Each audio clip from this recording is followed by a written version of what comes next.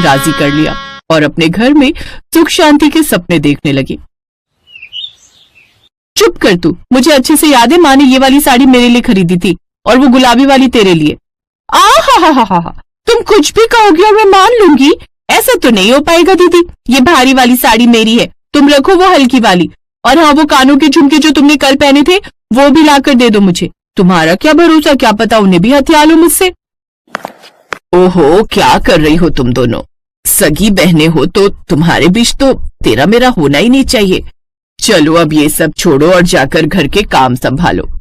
कादम्बिनी के कहने पर दोनों बहुएं वहां से चली तो गई, लेकिन फिर कुछ देर बाद, देख नीता, मान जा तू वरना मैं तेरा सिर फोड़ दूंगी। अच्छा, और मैं क्या बस देखती रहूंगी? इस कलछुली से तुम्हारी नाक तोड़ दूंगी मैं। हाँ, अरे क्या कर रही हो? छोड़ो ये सब, मुझे बताओ अब क्या हो गया। देखिए ना माँ जी, मैं अच्छा भला यहाँ आंगन में झाड़ू लगा रही थी, ये महारानी आई और इतना सारा कूड़ा डाल गई यहाँ। अब बताइए कौन साफ करेगा इसे? वही जिसका काम है झाड़ू लगाना। मैं भी तो रसोई में सबके लिए खाना बना रही हूँ, मैं तो कोई नखरे नहीं कर रही। इन्हीं जरा से काम में आफत आ गई। देख रही है माँ जी कैसे कैंची की जैसे जुबान चला रही है। मेरा ना सही पर आपका तो लिहाज करना चाहिए। देख भी रही हूँ और सब समझ भी रही हूँ। हे भगवान, मेरे दोनों बेटे कम थे क्या जो इन दोनों को भी भेज दिया मेरे घर?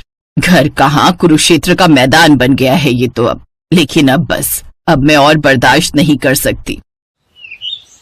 और आखिरकार सबकी बेहतरी के लिए कादम्बिनी ने अपने घर का बंटवारा कर दिया। नंदन ने खेती को चुना तो वहीं सूरज ने घर की पालतू गाय को रख लिया, जिसके दूध को बेचकर वो अपना और नीता का गुजारा कर सकता था।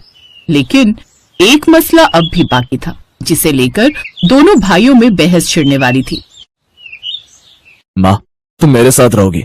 नहीं माँ, मैं तुम्हें रखूंगा। इनसे कह दो इनकी दादागिरी और नहीं चलेगी।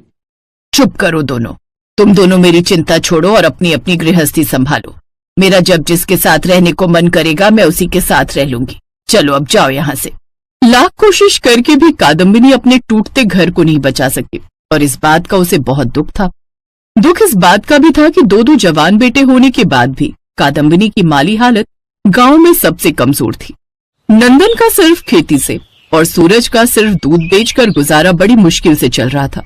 फिर एक दिन क्या हुआ नंदन, किसका फोन था? शहर से मामा जी का फोन था माँ, वो कल आ रहे हैं। पर ऐसे अचानक?